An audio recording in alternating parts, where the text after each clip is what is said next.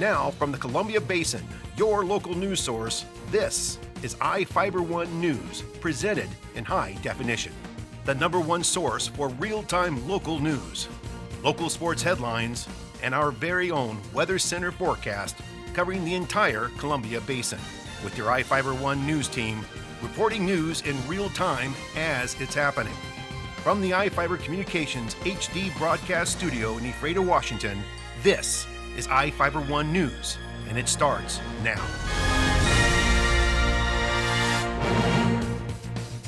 Welcome to iFIBER 1 News. I'm Alan Troop, reporting news from around the Columbia Basin for Tuesday, December 24th. Tonight, we report on a house fire near Quincy and the replacement of the North Dam in Moses Lake. In sports, Bob Kirkpatrick reports on the Seahawks and how it looks for them with one game left in the season. Our spotlight story tonight is about a cowboy that is riding off into the sunset. And we have the latest weather forecast for the Columbia Basin from the iFIBER 1 Weather Center. Our top story tonight, a home caught fire near Quincy yesterday, but was contained to one room. Grant County Fire District 3 firefighters arrived at a double-wide mobile home near the intersection of Road 14 Northwest and Road Q Northwest at about 7:30 a.m. to find it on fire. Within 10 minutes, the fire was extinguished. Lieutenant David Durfee said the fire was contained to the front entryway of the home, but the residence was damaged by smoke and water. The family was safe.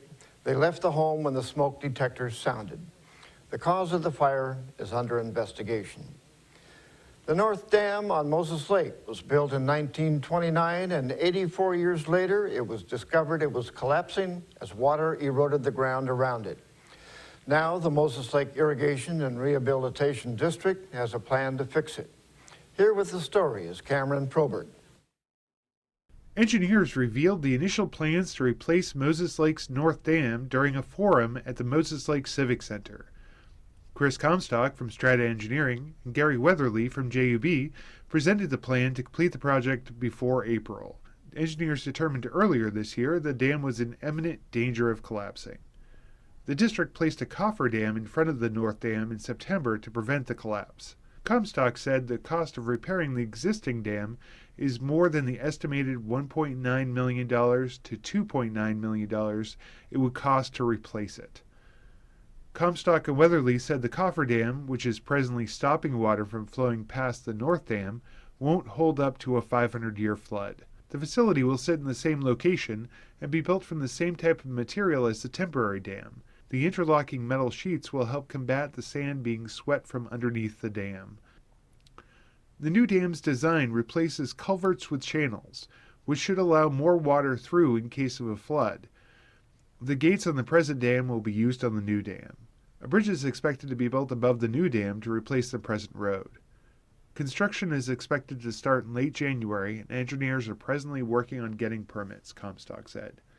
For iFIBER 1 News, this is Cameron Probert reporting. When the jury pool is asked if anyone thinks it's okay to punch a cop, the last thing you expect is the defendant to raise his hand. A Grant County jury found Malcolm Engel, a 31-year-old Soap Lake man, guilty of assault in the 3rd degree and obstructing a law enforcement officer after about 45 minutes of deliberation. Prosecutor Angus Lee reported one of the attorneys asked potential jurors during the jury selection if they thought it was okay to hit an officer. Engel raised his hand. On September 9th, Engel was walking north on Basin Street in Ephrata, shirtless and allegedly acting like he was on drugs. An Ephrata police officer found him walking north, shaking a fist at passing vehicles and yelling something unintelligible. The officer followed him and attempted to detain him, but Engel fought with the officer and tried to punch him twice. Engel stopped struggling when he was threatened with a taser. Each of the people you see here has warrants for their arrest and is wanted by various law enforcement agencies. If you see any of these people, the DOC asks that you not attempt to detain or apprehend them, but to call police. You can also call the Department of Corrections at 509-764-6180 during the day or 509-762-1160 after 5 p.m.